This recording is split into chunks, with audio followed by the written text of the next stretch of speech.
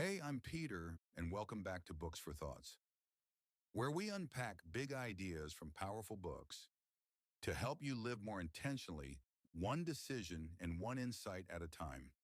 Today's book offers a quiet but powerful reminder. Your time is finite.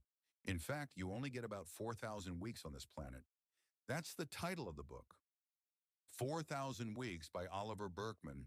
And instead of teaching you how to get more done, it challenges everything you believe about time, productivity, and control.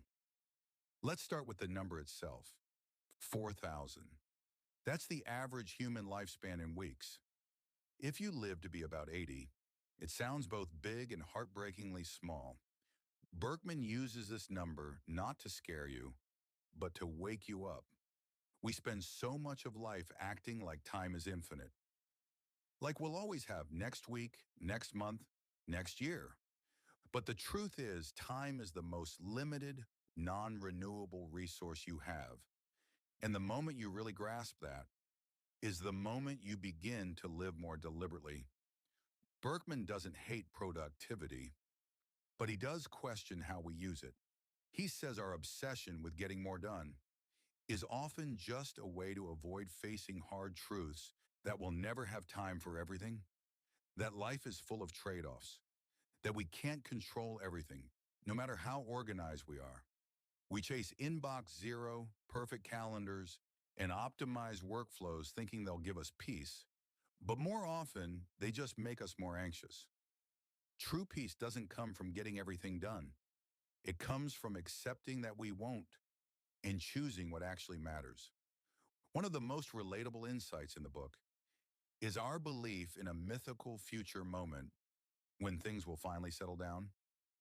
You know the thought, once I get through this week, I'll finally catch up.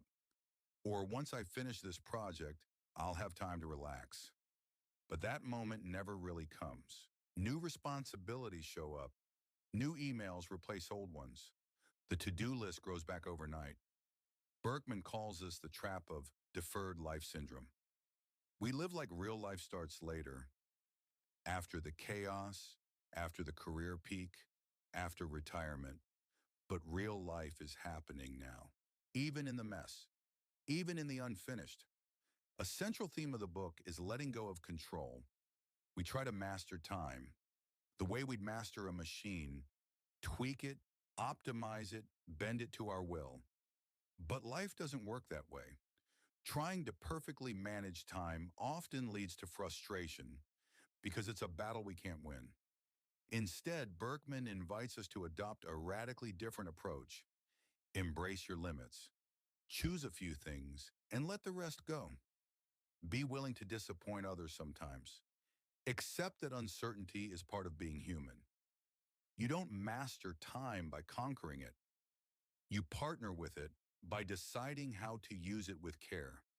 Here's the paradox at the heart of the book. Your limitations aren't a curse.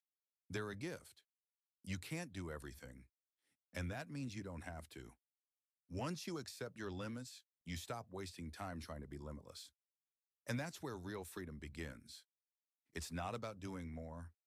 It's about doing what matters and letting go of the rest without guilt. We've been taught that the goal is to finish everything, clear the inbox, cross off the to-do list, catch up on life. But 4,000 Weeks asks, what if being caught up is an illusion? The truth is, you'll die with things undone. Unread books, unanswered messages, unfinished dreams. And that's okay. The point isn't to finish it all.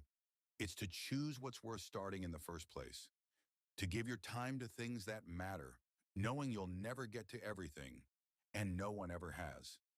Completion isn't the measure of a life well lived. Attention is.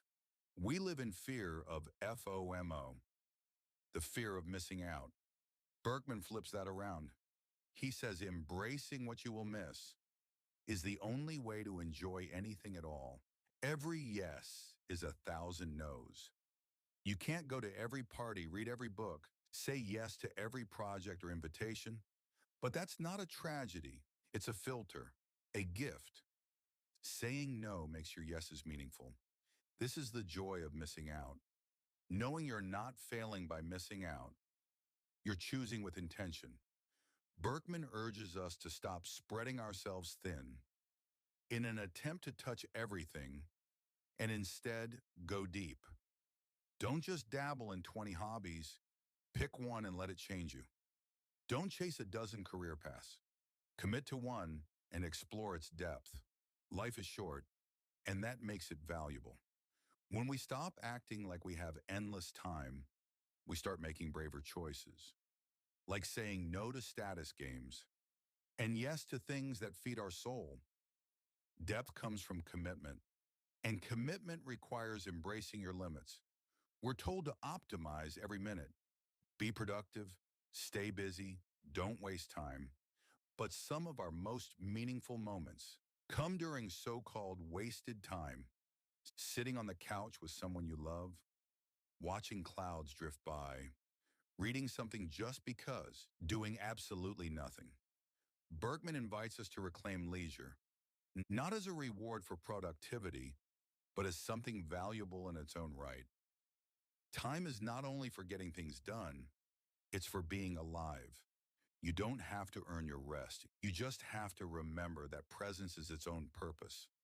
The mistake we make is treating our finite time like a puzzle to hack, something to stretch, dominate, or control.